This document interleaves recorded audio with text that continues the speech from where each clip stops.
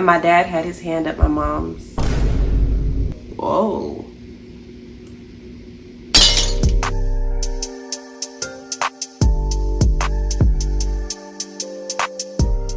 Hey y'all, welcome back to my channel. It's Mirby. It's been a minute since I did a video with an intro. I ain't did an intro in a long time, so let me get back to doing that because a lot of people don't know how to say my name. Y'all probably be thinking my name is Mir. It's Mir. It's not hard. We're gonna do some more Reddit reactions. I'm just gonna get right into the video. Parents, I don't really want to say it out loud though. My parents doing dirty stuff in front of me. I don't know how to handle it.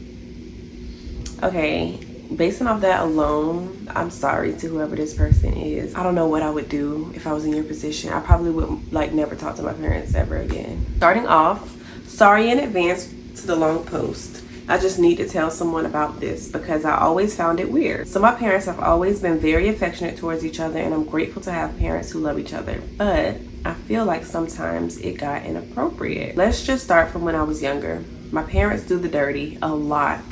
When I was little, I always heard my mom from her bedroom while they were doing it. It happened almost every night. I remember my siblings and I heard it. I said to my sister, I'm never going to look at them the same. Me neither, honestly. When I said something to my mom, she would just say, you should be happy your parents love each other. Fast forward to my teens. I used to travel a lot with my parents for sports, so we would always have to stay in a hotel room together.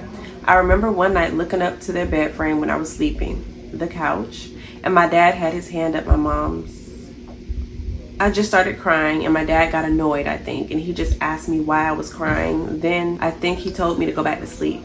I'll never forget that image. My teammates would try to come to my room and hang out with me, but they never could because they were doing it in there constantly. Like one time, I knocked on the door with one of my teammates next to me, and my dad opened the door with only a crumpled up shirt covering his parts. Also, speaking of being rude, my dad used to walk around naked all the time. Even one night, my sister had a friend over, and the friend slept on the couch only to be met by my father getting up for work, butt booty naked. He laughs about it now like it's a joke. It's really not a joke though. Like I'm not I'm not laughing because like he did it. I'm laughing at like the wording. He laughs about it now, but I don't think it's funny. Even this morning I walked into their room and the door was open. Their way of telling me that they aren't doing stuff and I usually can come in. And he was spreading out on the bed naked and I saw his privates. He then proceeded to laugh and tell my mom she just walked in and saw my this is getting a little uncomfortable for me. I said, not funny, then left.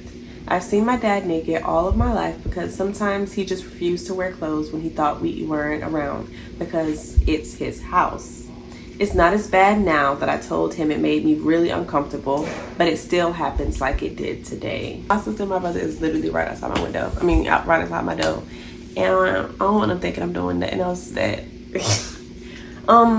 It's definitely traumatizing to have to see your parents all the time, and especially your dad. I can't imagine seeing my father walk around like that and joke around like that and them just be like that. I'm sorry, I would move out. Girl, I'm sorry you had to experience that because I don't know what I would do, honestly. I would literally like probably die. I just want to say this sounds exactly like what I experienced when I was younger.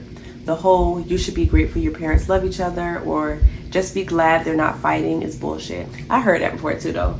Not from my parents obviously, but like from people that I know who have like heard their parents before like and are traumatized by it. Their parents have told them that too, so I've heard that before. Don't let anyone make you feel like you're the weird one. Don't let anyone, am I slow right now? Like am I crazy? Like what's going on? Am I dyslexic? Oh yeah, something's wrong, y'all. I can't talk. Okay, I'm gonna start this over. Don't let anyone make you feel like you're the weird one for being uncomfortable with this. It's absolutely inappropriate, especially them exposing themselves to you directly. It's not okay, and it's not normal behavior. It absolutely affected me emotionally and mentally, and it also is a contributing factor. Y'all, I swear I can read. Like, I don't know why I'm sounding slow as right now, but I can read. Okay, I don't know what's going on, and it also is a contributing factor to going no contact with them. That's what I just said. I don't know how you should handle it because I never really did. Just wanted you to know you're not alone and you're not the one who's wrong here. This definitely made me feel less alone. Thank you for opening up and sharing with me. Should they be arrested for that? Like, can you be arrested for something like that? Like indecent exposure or like sexual harassment? Because I would definitely call the police immediately. All right, let's move on to the next story because that one got me feeling, I don't know. This one is a confession. The title, My Biggest Regrets, The Things I Did for Money. Biggest confession. When I was younger, I met a wealthy man who was only a few years older than me. At first, he showered me with attention and money before anything physical ever happened. We're talking thousands of dollars. Looking back, I can see how much that influenced me. Eventually, I slept with him, and for a period of time, he was giving me around $10,000 a month. I became financially dependent on it, and it was very hard to walk away from that kind of money. She ain't say nothing about like she didn't like him or nothing, or she felt like uncomfortable, so make your money. Things change. Oh, okay, never mind. Things changed when the money started slowing down. He told me that if I wanted to keep receiving money, I needed to recruit my friends to meet him. Some of my friends did see him willingly. He was young, wealthy, and well-known, so they made their own decisions. But I still carry guilt about my role in it. So he was young? So he probably was just older than her, but young. I'm thinking like, oh, whoa. Years later, I regret the entire situation. I regret getting involved in the first place. I regret not leaving sooner, and I regret introducing friends to him. Rightfully so, girl, rightfully so. What I struggle with most now is the shame. I feel like experience has become a dark cloud that follows me everywhere. I'm terrified of getting into serious relationships because I'm afraid that if a man finds out about my past, he'll see me differently or leave. I've already had experiences where people found out through others, and it made me feel like I would never be able to escape it. I know I can't change what happened, but I don't know how to stop defining myself by it. I'm incredibly insecure about it, and sometimes I feel like no matter how much I've grown as a person, this will always be the thing people judge me for. Probably didn't have any other sources, experience, people around you that could get you into other places money making wise. So somebody said for 10K a month, sign me up. I have no regrets. And then somebody commented under that and said, human trafficking your friends, question mark. For real though, like that's true. But she said she regretted, like, you know. So no hard feelings, girl. Somebody said the fact that you still feel guilt years later says more about your character than the mistakes you made when you were young and vulnerable. That is true. That is true. Girl, I don't think that you're a bad person for what you did, girl. You had to do what you had to do. You was young. Everybody did some dumb shit when they was young. Even the stuff that I did and I probably regret, I'm sure people would judge me, you know, for it. The next story is Worst Things I've Done and I Cannot Forgive Myself is the title. So let's see what, it's a short one. I love the short one. So a couple days ago, my girlfriend's mom gave me a phone because she just upgraded to a new one. She said she didn't know how to delete everything on it, so she said to just factory reset it when I have the chance. Then her and my girlfriend, who I love so much and would never do anything to her, went to Walmart. Why you said all that though? I was scrolling through her gallery and found a bunch of her videos. Man, like tons of videos of, whoa. Done deal. Literally, like, I'm gonna let y'all read that on your own.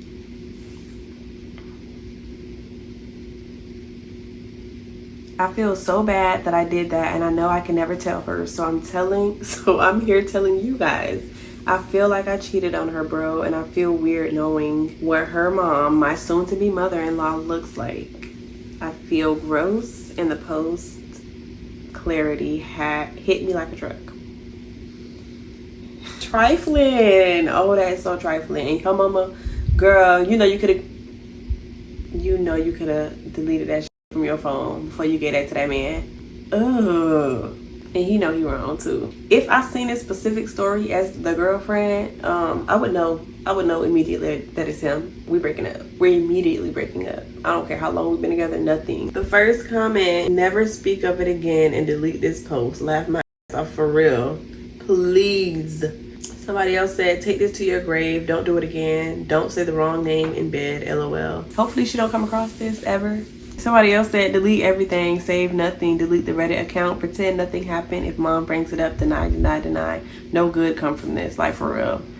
I got 2 more stories. This one says, I don't think I can handle being with my chronically ill boyfriend anymore. Let's see what happened, girl. I'm a 25-year-old female and have been with my boyfriend, who's 30 years old, for 5 years. We moved in together 2 years in, we moved in together 2 years in, and shortly after, his health took a turn. Our relationship was already rocky around the time of him getting sick. The past 2.5 years have been hell. He complains from the time he wakes up to the time he falls asleep. He complains about his pain, his doctors, how no one helps him, how he has a fever, even if he doesn't, that he can't eat, etc. He also makes himself a victim whenever possible. If someone doesn't want to give him a job, they automatically are out to get him because of his disability. He will text sob stories about his illness to his mom's wealthy clients. She's a caregiver, in hopes that they'll give him a loan and then complain about them when they don't. I don't expect him to be the most positive person ever, but I'm a fairly positive person, and the constant negativity is like nails on a chalkboard to me. I can't even pretend to listen anymore. I don't even ask how he's doing anymore because I know it's just going to be a poor me party. That's a sucky situation for her to be into. Girl, I get it. I don't get it because I ain't never been in this situation, but girl, I get it. I'm also a very active person. I go to the gym, do yoga, and hike multiple times per week. Never have I expected my partner to do the same, but he doesn't want to do anything. He doesn't plan dates. Half the time when I plan something, he's too tired by the time it's time to go, and I end up going by myself. Don't even get me started on... There was a point where we didn't have sex for almost a year. I tried raising this concern many times. I have a high... Wow... Maybe once a month, I've asked for an open relationship just so I can get laid. Okay, girl. Answer was no, of course. I mean, duh.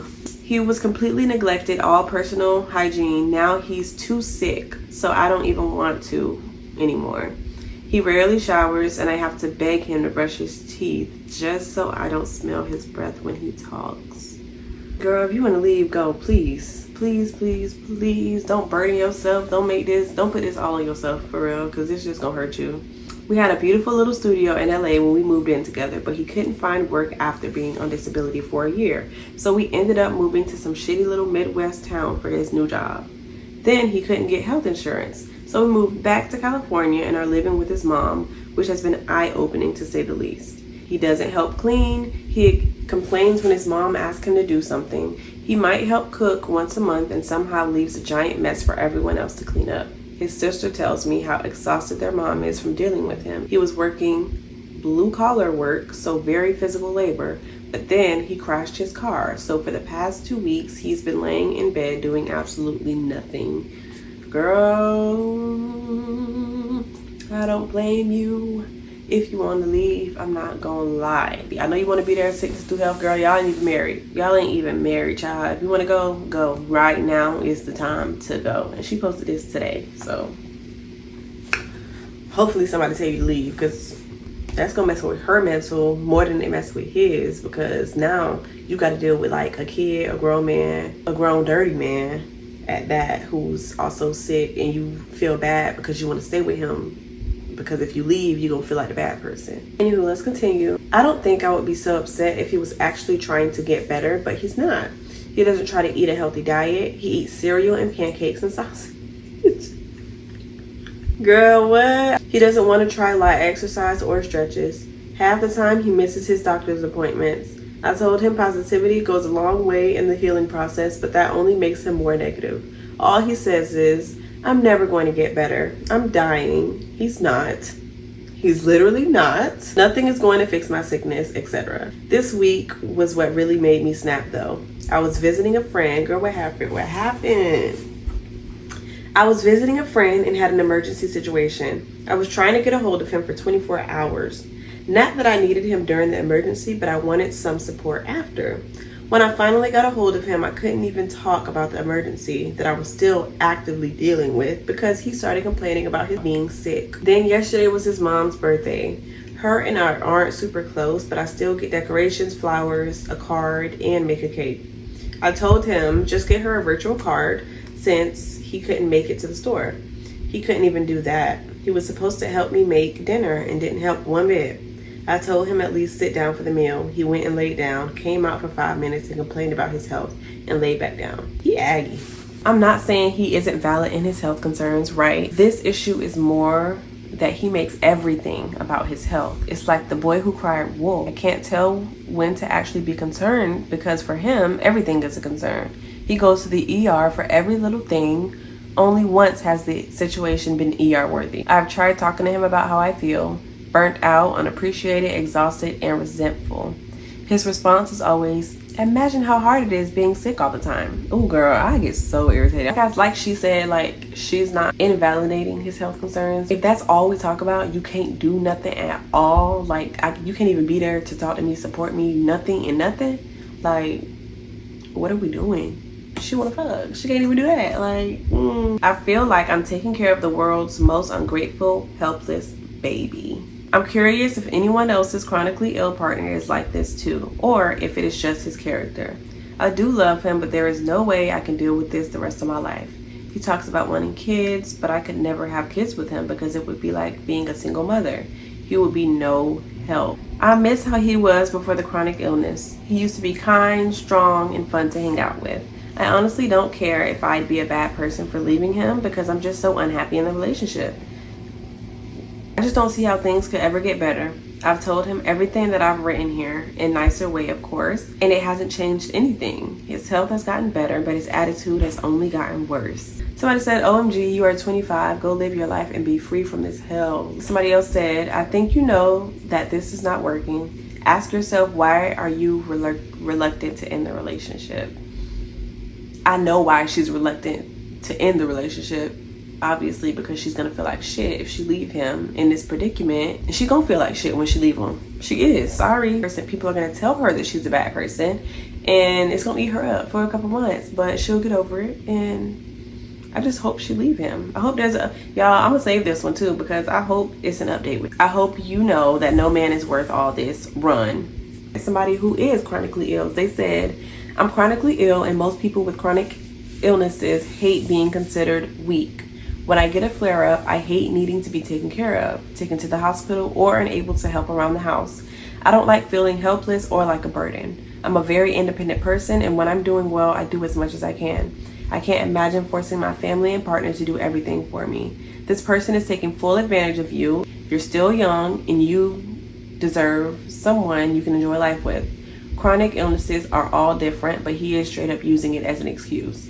There are people who are wheelchair bound that climb mountains. There is a man in an iron lung that became a lawyer and wrote a book with a pen in his mouth. Illnesses suck, but willpower can beat just about anything. I'd say get out while you can. This is a toxic relationship.